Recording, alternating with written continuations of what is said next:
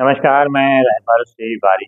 मेरी अच्छी खबरों के साथ एक बार फिर से मैं आपके सामने हाज़िर हूँ, लेकिन इससे पहले आपसे निवेदन है, रिक्वेस्ट है, विनती है कि अगर आपने हमारे चैनल को सब्सक्राइब नहीं किया है, तो सब्सक्राइब ज़रूर से ज़रूर करें, ज़्यादा से ज़्यादा लाइक करें, शेयर करें, अपने व्हाट्सएप ग्रुप पे भी डालें ताकि और लोग भी सब्सक्राइब कर सकें और वो भी उन उन तक भी हमारी खबरें समय रहते अच्छे ढंग से पहुँच सकें। कहते हैं कि दुश्मन को कभी हल्का नहीं समझना चाहिए, कभी कमज़ोर नहीं समझना चाहिए।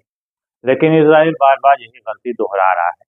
उसने हमास को कमज़ोर समझा, हिज़्बुल्लाह कमज़ोर समझा और हूथी को कमज़ोर समझा और कमज़ोर समझकर वो उस पर हमला करता रहा, लेकिन उसको शायद अंदाज़ा भी नहीं था कि ये तीनों ही जो गुट हैं, ये काफ़ी मज़बूत हैं और यही वजह है कि अब इज़राइल को इसका काफ़ी खामियाज़ा भुगतना पड़ रहा है।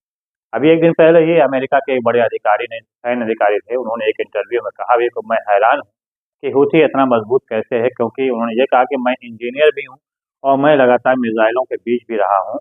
लेकिन हूथी के पास जो आधुनिक मिसाइलें हैं, उन्होंने कैसे तैयार किया, इसको सोच कर ही मैं हैरान हूँ। क्योंकि आपको जानकारी हो कि हूथी लगातार जो कि लाल सागर में खासतौर से अमेरिका और इज़राइल के जहाज़ों को अपना निशाना बना रहे हैं और यही वजह है कि जहाँ पूर्व में जब सामान्य दिन थे, तो प्रतिदिन काफ़ी संख्या में वो जहाज़ लाल सागर से होकर गुजरते थे, लेकिन जब से हमास फ़िलिस्तीन का, गज़ा का और इज़राइल का और लेबनान और इज़राइल का युद्ध शुरू हुआ है, तब से हूथी लगातार अमेरिका और इज़राइल के जहाज़ों को निशाना बना रहा है। अभी एक दिन पहले भी यानी कि शनिवार को भी हूथी ने मिसाइल हमला किया अरब सागर के गुजर रहे एक जहाज़ पे, जो कि अमेरिकन जहाज़ था, उसको काफ़ी नुकसान भी उठाना पड़ा है। ऐसे में जहाज़ों की संख्या काफ़ी कम हो गई और इसके चलते अमेरिका की अर्थव्यवस्था पे भी प्रतिकूल प्रभाव पड़ रहा है। बात किया जाएगा इज़राइल की, तो इज़राइल की भी जो अर्थव्यवस्था है वो काफ़ी डवाडोल हो चुकी है, काफ़ी गिर चुकी है, काफ़ी खराब हो चुकी है। और इस पर जो सबसे बड़ी खबर सामने आ रही है वो ये है कि नेतन्याहू के घर पर एक बार और हिजबुल्लाह ने अटैक किया। 2 रॉकेट मारा है नेतन्याहू के घर पर, जो कि उनके बागीचे में गिरा है। हालाँकि घटना के समय नेतन्याहू या उनका परिवार घर में नहीं था, बल्कि वो बंकर में थे।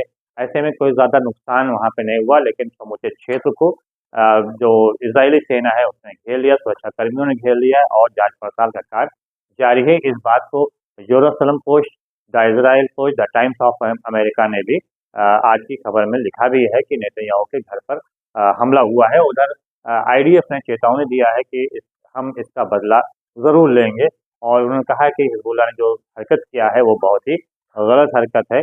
लेकिन हिजबुल्लाह ने कहा है कि अभी तो हमने ये सिर्फ एक चेतावनी स्वरूप हमने खाली रॉकेट मारा है, लेकिन अब की जो हमला होगा वो सीधे घर पर ही होगा।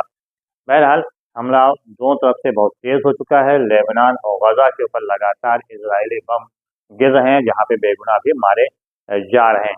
लेबनान के ऊपर भी रात में इज़राइल के जो बमवर्षक विमान थे वहाँ पहुँचे, उन्होंने बम गिराया है और उसमें लगभग 70 से 80 लोगों के मारे जाने की सूचना है, जिसमें ज़्यादातर महिलाएँ और बच्चे ही शामिल हैं। वहीं हिजबुल्लाह ने भी कई रॉकेट और मिसाइल दागे हैं, जो कि हाइफ़ा, तेल अवीव के अलावा कई अन्य स्थानों पर ये रॉकेट गिरे हैं और मिसाइलें गिरी हैं, जिससे इज़राइल को भी काफ़ी नुकसान उठाना पड़ा और कई जगह से आग भी निकलती हुई दिखाई दी है। खास बात ये भी है कि आम तौर पर इज़राइल बात को नकार देता है कि उसके ऊपर कोई हमला नहीं हुआ या हमला जो हुआ भी उसको ख़त्म कर दिया गया, रास्ते में रोक दिया गया। एयर डिफेंस सिस्टम ने सारी मिसाइलों को या रॉकेट को नष्ट कर दिया। उसको देखते हुए अब हिजबुल्लाह हो या फिर हमास हो या हूथी हो, अब उन्होंने छोटे-छोटे वीडियो भी बनाना शुरू कर दिया और उसको वायरल करना शुरू कर दिया, ताकि इज़राइल की जो नाकामी है वो सबके सामने आए। और ये वजह कि हिजबुल्लाह ने एक वीडियो जारी किया जिसमें कई स्थानों पर आग की लपटें उठती हुई दिख रही हैं और उस बागीचे का भी वीडियो जारी किया है, जहाँ पर उन्होंने रॉकेट मारा, जो कि नेतन्याहू का एक बागीचा था, उसको भी वायरल किया है और अगर हम उसको आप तक नहीं दिखा सकते क्योंकि कॉपीराइट हो जाएगा, यूट्यूब इसकी इजाज़त नहीं देता, वरना मैं आपको उसको दिखाता भी। बहरहाल जो बात किया जाए गज़ा की, तो यहाँ पर हमास के लड़ाकों ने 2 मरकावा टैंक को नुकसान पहुँचाया है, तो कदम ध्वस्त कर दिया। इसके अलावा 3 सैनिक, इज़राइली सैनिक भी मारे गए। ऐसे में इज़राइल का वो दावा भी नाकाम साबित हो रहा है, झूठा साबित हो रहा है, जिसमें कहा गया तो उसने गज़ा को पूरी तरह से अपने कब्ज़े में कर लिया है और हमास ख़त्म हो गया है। हालाँकि हमास के लड़ाके अभी भी लगातार जंग लड़ रहे हैं और लगातार हमला भी कर रहे हैं।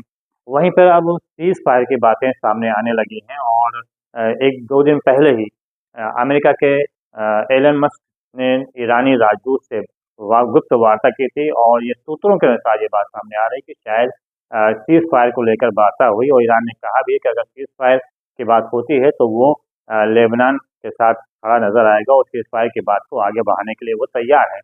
लेकिन सीज फायर जो है वो सिर्फ एक शर्त पर नहीं होगा कि सिर्फ इसराइल को ही फायदा उठाया जाए, दिया जाए। सीज फायर जो है सभी की जो सुझाव होंगे उस सुझाव के आधार पर ही किया जाएगा। हालांकि लेबनान ने अभी इससे ऐसी किसी बात से इनकार किया है कि किसी प्रकार के सीज फायर का प्रस्ताव मिला है, बल्कि हाँ ये कहा गया है कि प्रस्ताव कुछ आए थे लेकिन वह प्रस्ताव लेबनान के हक में नहीं है, क्योंकि सीज फायर के लिए जो पहले प्रस्ताव दिया गया था इसराइल की तरफ से उसमें यह कहा गया था कि हिजबुल्लाह को डिआर्म किया जाए। इसके अलावा जो लेबनानी सीमा है वहाँ पर इसराइल की सेना और लेबनान की सेना को वहाँ पर तैनात किया जाए और लेबनान के जो एयरपोर्ट है उसको पूरी तरह से इसराइल के लिए खोल दिया जाए, कभी भी वहाँ पे आ जा सकता है। इस बात को लेकर ना तो लेबनान तैयार है और ना ही हिजबुल्लाह तैयार है। ऐसे में ये माना जा रहा है कि जो प्रस्ताव इसराइल की तरफ से दिया गया है उसको पूरी तरह से नकार दिया गया है और उसको मानने के लिए तैयार नहीं है।